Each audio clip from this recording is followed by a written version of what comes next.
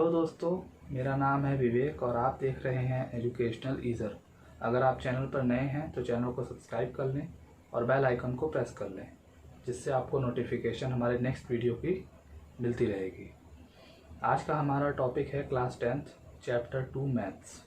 Chapter 1 मैंने पूरा complete video बना दिया है, आप उसको चेकआउट कर सकते हैं। चैप्टर 2 है बहुपद। बहुपद आपने क्लास 9th में भी पढ़ा है। बहुपद क्या होता है? बहुपद एक ऐसा बीजगणितीय व्यंजक है। बहुपद एक ऐसा बीजगणितीय व्यंजक है जिसमें चर, अचर और चर के गुणांक के जोड़, घटाना तथा गुणनफल होते हैं। ये तो परिभाषा है। तो ऐसा बीजगणितीय व्यंजक जिसमें क्या होंगे? चर होंगे, अचर होंगे और चर के गुणांक होंगे। ठीक है, जैसे आप एग्जांपल देख सकते हो 3x + 5, 4y² + 3y + 5, 7x³ + 8। और ये क्लास 9th में आपको ये भी बताया गया था कि उस बीजगणितीय व्यंजक को हम बहुपद नहीं कहेंगे जिसके चर पद का घात ऋणात्मक हो, जिसके चर पद का घात ऋणात्मक हो या जिसका चर पद कर्णी में हो। ठीक है, कर्णी में हो या जिसके चर पद का घात ऋणात्मक हो। ठीक है, उन्हें हम बहुपद नहीं कह सकते। उसके अलावा हम किसी को भी बहुपद कह सकते हैं। जैसे कि अगर इस तरह से लिखा है 4x² + 3√x + 9, तो क्या ये बहुपद कहलाएगा? नहीं, ये बहुपद नहीं कहलाएगा क्योंकि इसका एक चर पद कर्णी में है। लेकिन अगर हम बोले ये है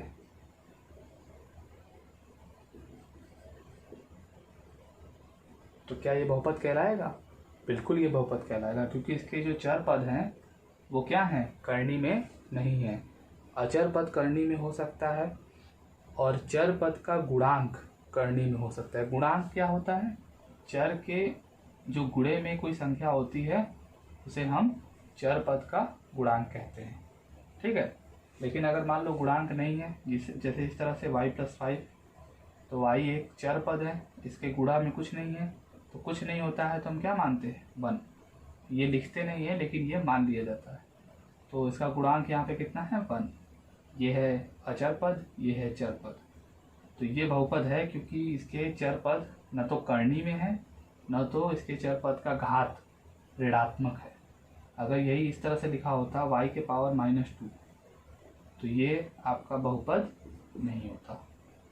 आई थिंक बहुपद आपको समझ में आ गया होगा। बहुपद में हिंदी मीनिंग आप समझ सकते हो कि बहुत सारे पद, एक पद भी हो सकते हैं, कई पद भी हो सकते हैं। बहुपद के घात की बात करते हैं। ठीक है, घात क्या होती है? देखिए, घात जो मतलब एक अगर बहुपद है, बड़ा बहुपद, तो उसके हर एक पद में, हर एक चर पद पे कई सारे घात हो सकते हैं। तो बहुपद का घात वही घात कहलाता है जो अधिकतम होता है। ठीक है, जैसे कि मैं मान लूँ, जैसे यही बहुपद है, इसी को लिख लें 5x³ + 4x² + x + 9। अब ये इसमें 4 पद है। कितने पद हैं? 4। तो अगर हमें इसका घात पूछा जाए कि इस बहुपद का घात बताइए, तो हम चर पद के अधिकतम घात को ही बताएंगे कि वही उसका घात है। तो यहाँ पे घात कितना होगा? यहाँ पे घात होगा 3। क्यों? क्योंकि चर पद का अधिकतम घात कितना है? 3 है। अगर इस तरह से लिखा हो 4y + 3, तो इसमें जो चर पद है वो क्या है? y है। y का घात कितना है? यहाँ कुछ नहीं है तो क्या मान लेते हैं? 1। लिखते नहीं है लेकिन ऐसा माना जाता है। तो y के घात 1 है, तो यहाँ पे घात कितना होगा? 1।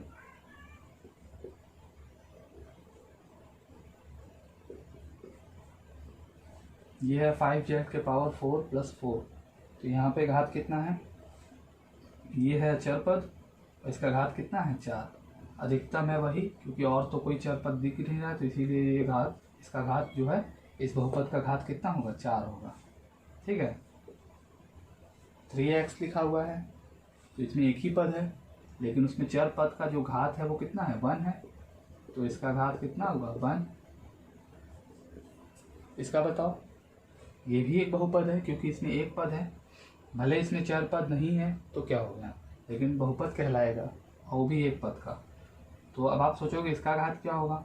एक अगर चर पद था तो उसका घात कुछ नहीं था तो आप 1 मान ले रहे थे, 1 होता भी है।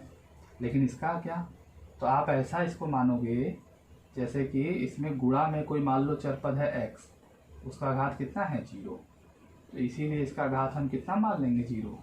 अब ये ऐसा क्यों लिख सकते हैं, क्योंकि किसी भी संख्या या किसी भी चर या अचर पद का जो घात होता है वो हमेशा कितना होता है, अगर 0 होता है तो उसको हम 1 बोलते हैं। अगर मान लो y के पावर 0 है तो इसका वैल्यू 1 होगा, x y के पावर 0 है तो इसका भी वैल्यू 1 होगा। मतलब किसी चीज़ की अगर पावर 0 है तो उसकी वैल्यू 1 होती है। इसीलिए अगर सिर्फ 7 लिखा है, यहाँ पे चर पद आप कोई भी लगा दो घात 0 होगा, क्योंकि आप कोई भी अगर मान लो y लगाते हो तो उसके पावर 0 ही लिखोगे, तो घात कितना हो गया 0।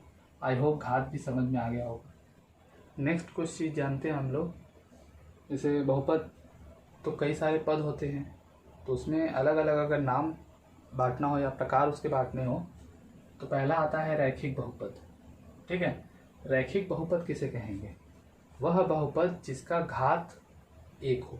अभी मैंने घात पढ़ाया, घात क्या होता है, किसी बहुपद में चर की अधिकतम जो घात होती है उसी को हम बहुपद का घात बोलते हैं। ठीक है, तो किसी बहुपद का अगर घात 1 है तो हम उसे रैखिक बहुपद कह सकते हैं। जैसे आप लिख सकते हो 7z, अगर हम एक उदाहरण दिए 7z + 8, तो इसका घात कितना है, इसका घात है आपका 1। क्यों, क्योंकि इसका जो चर पद है उसका अधिकतम घात 1 है, तो इसीलिए इसका घात 1 हुआ। और घात 1 मतलब क्या, इस बहुपद को हम क्या बोल सकते हैं, रैखिक। क्या बोल सकते हैं, रैखिक। अगर मान लो लिखा है 4y, सिर्फ 4y लिखा है, तो 4y का भी घात अधिकतम कितना है 1, तो घात इसका कितना हुआ 1, तो हम इसको भी क्या बोल सकते हैं, रैखिक। ये सब क्या है आपके, रैखिक। इस तरह से भी हो सकता है 3x + 9, तो इसमें अधिकतम घात कितना है 1, तो इसको भी हम क्या बोल सकते हैं, रैखिक। तो रैखिक बहुपद किसे कहते हैं, वे बहुपद जिसका घात कितना हो, 1 हो। द्विघात बहुपद, द्विघात बहुपद क्या होता है, नाम से क्लियर है, द्विघात। द्विघात मतलब जिसके 2 घात हो, वे बहुपद जिसके घात कितने हो, 2 हों। जैसे आप ले सकते हो 4x² + 5x + 6, तो इसमें अधिकतम घात कितना है आपका 2 है, इसीलिए ये क्या कहलाएगा, द्विघात बहुपद। इस तरीके से भी हो सकता है 4u² + 9, यहाँ पे आपका चर पद क्या है, u है, और उसका घात कितना है 2, तो इसको हम क्या बोल सकते हैं, द्विघात। क्या बोल सकते हैं, द्विघात। इस तरीके से भी हो सकता है द्विघात 7y², इसका भी चर पद का घात कितना है 2 है, तो इसको भी हम क्या बोल सकते हैं, द्विघात। तो द्विघात बहुपद किसे कहेंगे, वे बहुपद जिसका घात कितना हो, 2 हो। तो उसी आधार पर आप बता सकते हो त्रिघात बहुपद किसे कहेंगे, वे बहुपद जिसका अधिकतम घात कितना हो, 3 हो। इसको आप क्या लिख सकते हो, जैसे कुछ भी उदाहरण लिख लो। अगर मान लो लिखा है 7x³ + 9, है ना, तो इसमें चर पद क्या है, x है, उसका अधिकतम घात कितना है 3 है, तो इसको हम क्या बोल सकते हैं, त्रिघात बहुपद जिसके 3 घात हो। इस तरीके से भी हो सकता है।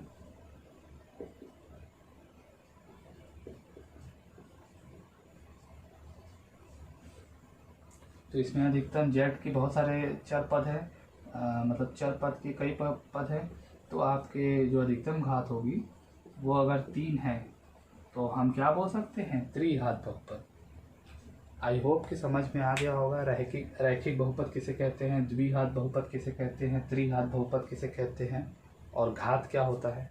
चलिए शून्यक के बारे में जानते हैं। शून्यक क्या होता है, नाम से ही क्लियर है, शून्य। शून्य मतलब 0। पहले अगर मान लीजिए कोई बहुपद है, मान लीजिए लिखा है 3x + 5, तो इसको लिखने का एक तरीका होता है, px बराबर, px क्या है, p मतलब पॉलिनोमियल, इंग्लिश में बहुपद को पॉलिनोमियल बोलते हैं, और x का मतलब कि जो आपका बहुपद है उसमें चर पद क्या है, x है। अगर मान लो लिखा है 4y + या 4y² + 3y + 9, तो इसको हम क्या लिख सकते हैं, py। हैं। इसी तरह से आप लिख सकते हो कि यू, यानी आपका जो बहुपद होगा जरूर यू के रूप में होगा, यानी उसका चर पद क्या होगा, यू होगा। 7u² + 8। तो ये लिखने का तरीका आप समझ जाओ। इसके कोष्ठक में जो रहता है वो बहुपद के चर को बताता है, और p का मतलब होता है बहुपद, तो इसको इस तरह से लिखते हैं। अब शून्यक क्या होता है? शून्यक वो वैल्यू होती है बहुपद की, वो वैल्यू, बहुपद का वो मान जिस पर बहुपद शून्य हो जाए। क्या हो जाए? शून्य हो जाए। जैसे कि उससे पहले आपको एक चीज़ बता दें कि कोई बहुपद है तो उसकी जितनी घात होती है उतने ही शून्यक होते हैं, ठीक है। जैसे कि आप पहला ले लो, px = 3x + 5 है, तो इसका घात कितना है? 1 है।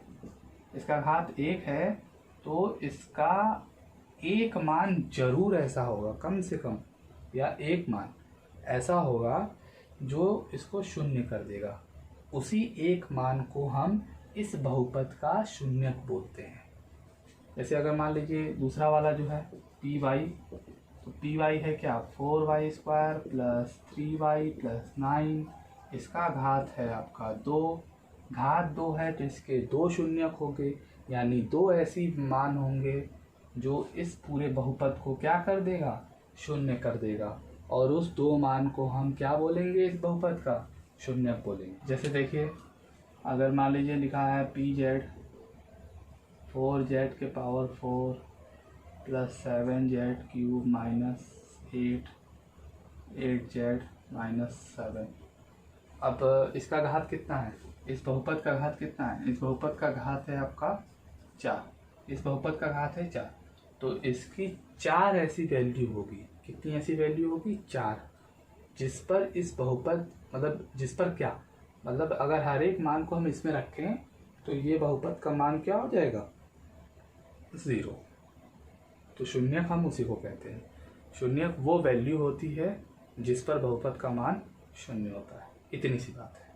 अभी मैंने बताया कि शून्यक वो मान होता है जिस पर बहुपद की वैल्यू 0 हो जाती है, तो वो मान हमको पता भी करना होता है, और इस चैप्टर में हम लोग यही सीखेंगे, ठीक है। तो सबसे पहले हम लोग ग्राफ से सीखेंगे। कैसे सीखेंगे? ग्राफ से। हम ग्राफ को देखकर बता देंगे कि इस बहुपद का कितने शून्यक है, ठीक है। उसके मान जो है निकालना हम लोग बाद में सीखेंगे। पहले हम लोग ये बता सकते हैं सिर्फ ग्राफ को देखकर कि उसके कितने शून्यक हैं। जैसे कि आप लोग को मैंने बताया कि रैखिक बहुपद का जो रूप होता है, रूप होता है ax + b, ठीक है। इसको अगर अच्छे से लिखना चाहो तो px = ax + b, ये इसका रूप होता है। इसमें a और b क्या है? a जो है गुणांक है, x जो है चर, ठीक है, और जो b है वो आपका क्या है? अचर पद है, ठीक है। और ये रैखिक बहुपद का एक रूप है।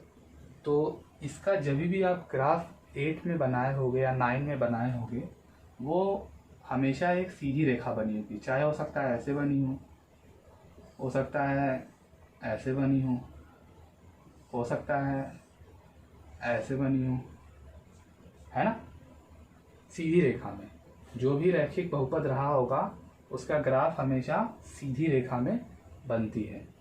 तो एक चीज़ याद रखना, जैसे कि अगर लिखा है px = 3x + 5 और उसका ग्राफ कुछ मान लो इस तरह से है। हम गारंटी नहीं दे रहे हैं कि इस तरह से होगा, बट होगा, स्ट्रेट लाइन होगा चाहे जैसे होगा। तो इसमें ध्यान दोगे कि x में आपका बहुपद है, यानी बहुपद में जो चर पद है वो x है, और x अक्ष को वो कहाँ काट रहा है? एक बिंदु पर काटता है।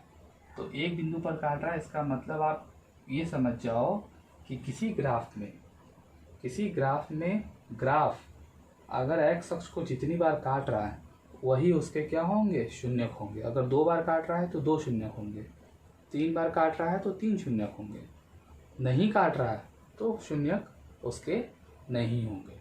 तो रैखिक बहुपद का आप लोग शून्यक के बारे में जान गए और ग्राफ के बारे में भी जान गए।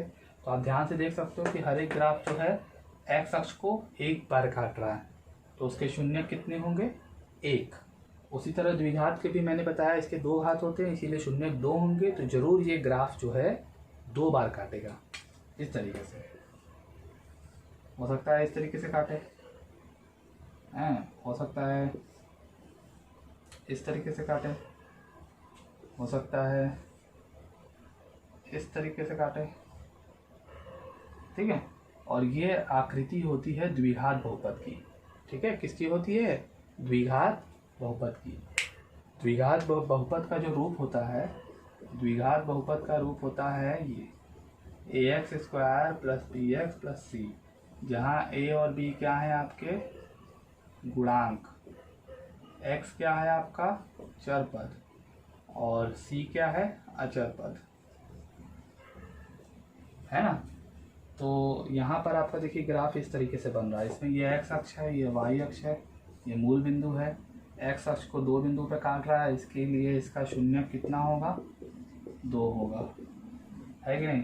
उसी तरह यहाँ भी 2 बार काट रहा है तो इसका शून्य 2, यहाँ भी 2 बार काट रहा है। और ये जो आकृति है, मैंने अभी बताया कि रैखिक के लिए हमेशा स्ट्रेट लाइन बन रही थी, है ना। तो द्विघात के लिए हमेशा ये आकृति बनती है, और इस आकृति को हम लोग क्या बोलते हैं? परवलय। क्या बोलते हैं? परवलय। परवलय, तो इसको हम क्या बोलते हैं? परवलय।